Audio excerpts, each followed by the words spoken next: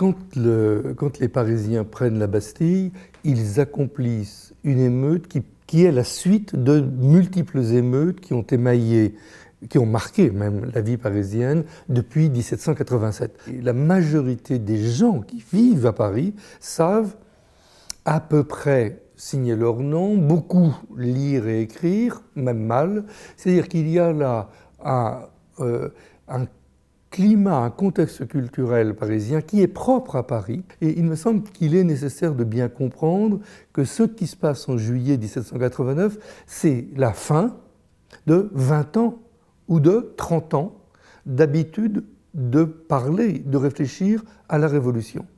Paris est extrêmement organisé avec des corporations, avec des assemblées de quartier. C'est-à-dire qu'il y a là une grande fermentation sociale et communautaire dans Paris que les événements politiques vont contribuer à raviver en permanence et à structurer.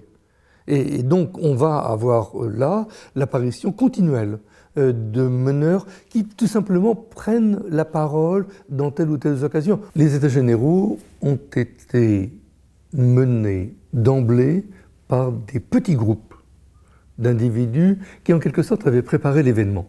Bon, c'est Lafayette, c'est Mirabeau bien sûr, qui est une des grandes figures, c'est éventuellement Sieyès, c'est-à-dire il y avait déjà des groupes constitués qui attendaient l'occasion d'exprimer des idées, d'exprimer des revendications. La réunion des États généraux a été suivie immédiatement par la production d'estampes et de gravures qui ont circulé. On sait que dans les logements parisiens, 50 ou 60% des logements ont des dessins, des gravures accrochés au mur. C'est assez étonnant. Bon, et à côté des gravures, il y a la circulation de médailles commémoratives et la circulation aussi d'objets comme ces assiettes en céramique qui sont produites traditionnellement et qui sont ornées très rapidement par des signes ou des allusions aux événements politiques. Donc on est dans une ville dans laquelle la circulation des faits et des idées est très forte, et où il y a là vraiment une espèce d'osmose entre tous les Parisiens, au moins dans le centre de la ville, qui fait que lorsque des faubourgs se mobilisent, c'est toute la population qui bouge.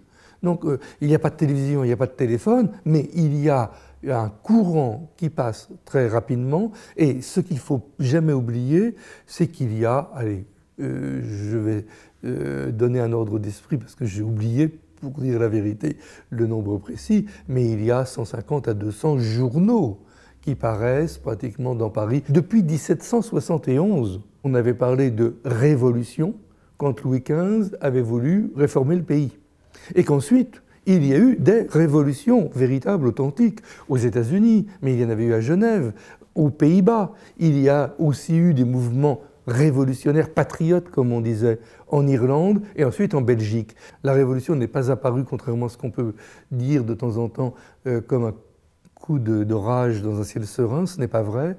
Et que ce qui se passe en France en juillet 1789, c'est pas le début d'une ère révolutionnaire, c'est la fin. Le roi est à la fois présent, toujours aimé, toujours acclamé. Quand le roi va venir à Paris le 17 juillet 1789 avec une centaine de députés derrière lui, dont Robespierre, il sera acclamé par tout le monde.